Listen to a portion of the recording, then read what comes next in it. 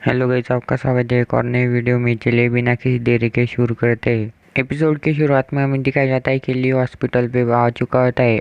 ली आते ही कहते हैं कि डायरेक्टर सन, पेशेंट कहाँ पे है, मुझे उनकी हालत देखनी है। जिस पर ऑफिसर सन कहते हैं कि जियांग के अंकल इमरजेंसी रूम के अंदर है, क्या तुम उनका इलाज कर सकते हो। तभी ली आगे जाते हुए ऑफिसर जियांग से कहते हैं कि तुम चिंता मत करो, मैं यहाँ पे हूँ, मैं आगे जाऊंगा और देखूंगा कि उनकी हालत कैसी है। ली आगे जा ही रहा होता है कि उसकी सास उसके सामने आ जाती है, जिस पर ली कहते है कि मॉम, आप मेरे सामने क्यों खड़ी हो, पेशेंट की हालत बहुत खराब है, मुझे जल्दी से जाके उनका इलाज करना होगा। जिस पर ली के सास कहते हैं कि तुम्हारी अभी भी हिम्मत है मुझे मॉम कहने की, और तुम्हारी ये भी आदत बन चुकी है कि तुम दूसरों को बेवकूफ़ बनाओ और उनसे झूठ बोलो, और तुम मुझे ये कह रहे हो कि तुम इतने सीरियस पेशेंट का इलाज कर सकते हो। दूसरे लोगों को ये नहीं पता होगा कि तुम कितने यूजलेस हो, लेकिन मुझे पता है। जिस पर ली कहता है कि आपने मुझे कभी किसी का इलाज करते हुए नहीं देखा, लेकिन आपको दूसरों के बारे में बकवास बातें करना ही पसंद है। लेकिन तभी वहाँ पे ऑफिसर जियांग आ जाती है और ली के सास का शर्ट पकड़ लेती है और कहती है कि ली जाओ, वो डॉक्टर है जिसे कि मैंने बुलाया है, क्या मैं मेरे अंकल का इलाज करने के लिए किसी और डॉक्टर को नहीं बुला सकती, जबकि आप इलाज करने में सक्सेसफुल नहीं हो सके। आपको कुछ नहीं पता, लेकिन फिर भी आप बार बार रास्ते में आ रही हो। नेक्स्ट सीन में हमें ली दिखाया जाता है जो कि ऑपरेशन थिएटर में आ जाता है।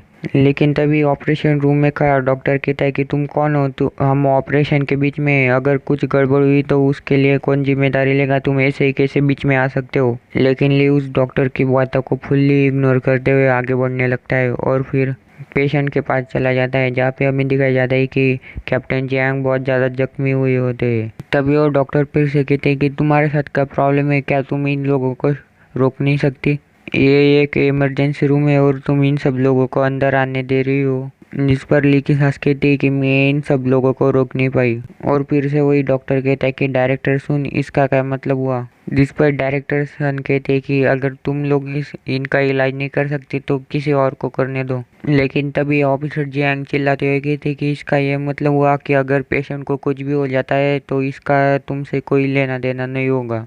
और फिर ली से कहती कि अगर तुम मेरे अंकल को बचा पाए तो तुम जो भी कहोगे वो सारी चीज़ें मैं करूँगी। नेक्स्ट सीन में हमें दिखाया जाता है कि ली कैप्टन जियांग के पल्स चेक करने लगता है और फिर सिल्वर नीडल की मदद से कैप्टन जियांग का इलाज करने लग जाता है। जिस पर वहाँ पे खड़ा डॉक्टर कहता है कि ये तो ट्रेडिशनल चाइनीज मेडिसिन है, अगर ये इतनी इफेक्टिव होती तो हम अभी भी इसका इस्तेमाल ही करते। लेकिन ली उन डॉक्टरों से कहता है कि तुम अपना मुंह बंद रखो। और फिर जियांग से कहता है कि मैंने इनका चेक किया और मुझे ये पता चला कि इनके साथ क्या प्रॉब्लम है। पेशेंट की हालत बहुत ज़्यादा ख़राब है और उनकी दिल की धड़कन भी बहुत ज़्यादा कम हो चुकी है, और इनके पेट के अंदर इंटरनल ब्लीडिंग हुई है, जिसकी वजह से इनका बहुत ज़्यादा ब्लड लॉस हो चुका है। और फिर ली वहाँ पे खड़े नर्स से कहता है कि जल्दी ब्लड ट्रांसफ्यूजन की तैयारी करो। जिस पर वो डॉक्टर चिल्लाते हुए कहता है कि इससे कोई फायदा नहीं होगा, पेशेंट की हालत ऐसी है कि उसके बॉडी के अंदर कोई ब्लड ही नहीं रह रहा, पेशेंट को बहुत ज़्यादा चोट लगने की वजह से बहुत ज़्यादा खून बह रहा है, इससे कोई फायदा नहीं होगा। जिस पर ली कहता है कि ये अच्छा होगा या बुरा हम ये बाद में देखेंगे, और फिर ऐसा कहकर सिल्वर नीडल की मदद से इलाज करने लग जाता है। नेक्स्ट सीन में हमें वेंटिलेटर दिखाया जाता है, जहाँ पे पेशेंट की दिल की धड़कन बढ़ने लग जाती है, जिसे देखकर वही डॉक्टर कहता है कि ये कैसे हो सकता है, इसने कुछ सिल्वर नीडल की मदद से खून को बहने से रोक दिया। और फिर ली के साथ सोचने लगती है कि ये कैसे हो सकता है, क्या ली सचमुच में लोगों का इलाज कर सकता है या फिर हमने ही पहले से उसे गलत समझा था। वे ली नर्स से कहता है कि मुझे थोड़ी सी होमोस्टेटिक क्लिप ला के दो और मैं बताऊंगा कि कहाँ से खून बह रहा है, और पेट के अंदर जो ब्लड है उसे भी क्लीन करना होगा। तभी वो डॉक्टर हैरान होते हुए कहता है कि ये कैसे हो सकता है, पेट के आजू बाजू के एरिया में जहाँ से ब्लीडिंग हो रही थी वहाँ से होना बंद हो चुकी है, और उसे इतनी जल्दी कैसे पता चला। तभी फिर से ली नर्स से कहते हैं कि मैंने होमोस्टेटिक क्लिप ब्लीडिंग रोकने के लिए लगा दी है, तुम्हें बस यह करना है कि तुम्हें पेशेंट के सारे घाव भर देने हैं। तभी जियांग ली से पूछती है कि मेरे अंकल कैसे है, जिस पर ली कहता है कि उनकी हालत अब अच्छी है, लेकिन वो 3 से 4 दिनों तक बेहोश रहेंगे। नेक्स्ट सीन में हमें एक आदमी दिखाया जाता है जो कि पेशेंट के पास बैठ करके रहता है। ये तो legendary Holi acupuncture of tie technique है, जिसे देखकर ली कहता है कि यह आदमी कुछ और ही है, इसे विलुप्त हो चुकी होली ऑक्को पॉइंट ऑफ टाई के बारे में पता है। लेकिन तभी वो आदमी ली से कहता है कि होली ऑक्को पॉइंट ऑफ टाई ये तो बहुत समय पहले ही विलुप्त हो चुकी है, तुम्हें इसके बारे में कैसे बता। जिस पर ली कहता है कि मैं इसके बारे में तुम्हें नहीं बता सकता, ये मेरे लिए अच्छा नहीं है। तभी वो आदमी ली से कहता है कि मुझे माफ़ करना, मैं अचानक से आ गया, पहले मुझे मेरा इंट्रोडक्शन देने दो। मैं इस म्यूनिसिपल हॉस्पिटल का चेयरमैन हूँ और मुझे तुम्हें ऑक्यूपंचरिस्ट के तौर पर हमारे हॉस्पिटल के अंदर लेना है, तुम क्या सोचते हो इसके बारे में।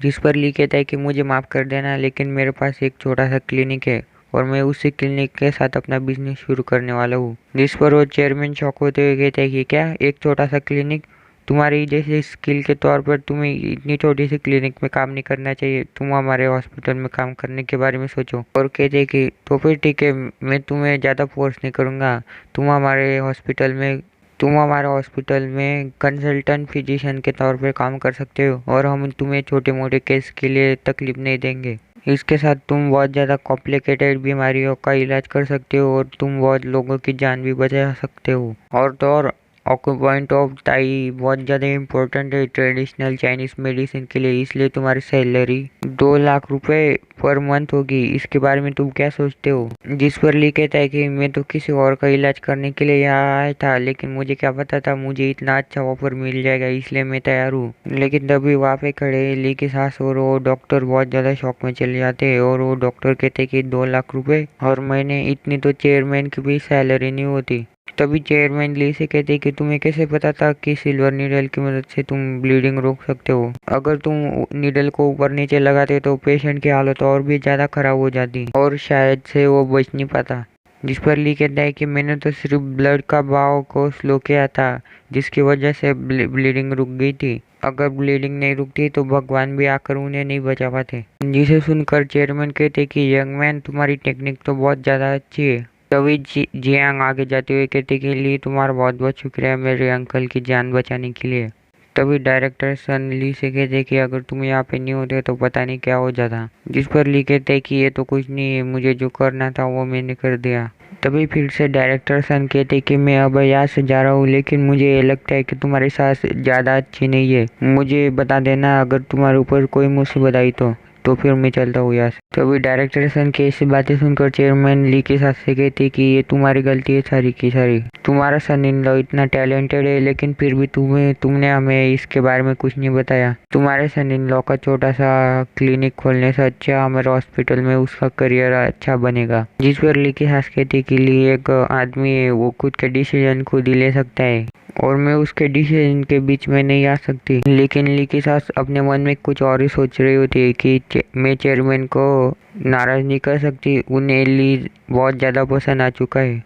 चेयरमैन फिर से ली से कहती कि तुम मेरे साथ मेरे ऑफिस पे आओ, मुझे होली ऑक्को पॉइंट ऑफ टाई के बारे में और भी जानकारी चाहिए। उसके बाद हमें ली की सास दिखाई जाती है जो कि सोच रही होती है कि हमें ली के बारे में और क्या क्या जानकारी नहीं है और हमें जल्दी से जल्दी कोई रास्ता खोजना होगा ली के साथ हमारा रिश्ता सुधारने का। यान तो पूरी पागल है, 2 साल हो गए उसकी शादी को, लेकिन उसे ली के बारे में कुछ नहीं पता। नेक्स्ट सीन में हमें जियांग और ली दिखाए जाते हैं जहाँ पे जियांग ली से थैंक यू कह रही होती है, जिस पर ली कहता है कि उसकी कोई ज़रूरत नहीं है और तुम्हें कैप्टन जियांग के बारे में चिंता करने की भी कोई ज़रूरत नहीं है। लेकिन एक बात याद रखना, उनके ऊपर जो सिल्वर नीडल मैंने लगाई है उसे कभी हाथ में लगाना, मैं अगली बार आऊँगा तब उन सिल्वर नीडल को निकाल लूँगा। और जब कैप्टन जियांग उठ जाएंगे तब उन्हें ये जड़ी बूटी दे देना, रोज़ डेली 2 से 3 बार देना है तुम्हें। और अगर तुम्हें कोई प्रॉब्लम हो और कैप्टन जियांग को कोई प्रॉब्लम हो तो मुझे कॉल कर लेना। उसके बाद जियांग ली से शर्माते हुए कहती के लिए तुम्हारा बहुत बहुत शुक्रिया और मैंने जो प्रॉमिस किया था उसके बारे में तुम जो भी कहो मैं सारी चीज़ें करने के लिए तैयार हूँ। लेकिन ली कहता है कि ऑफिसर जियांग आप रिलैक्स हो जाइए, आप जैसे ही पहली बार मुझे जैसे मिले थे वैसे ही स्माइल कीजिए, इसकी कोई ज़रूरत नहीं है। तो गाइस वीडियो होता है यहाँ पे ख़त्म, हम मिलेंगे अगले एपिसोड में, तब तक के लिए बाय बाय।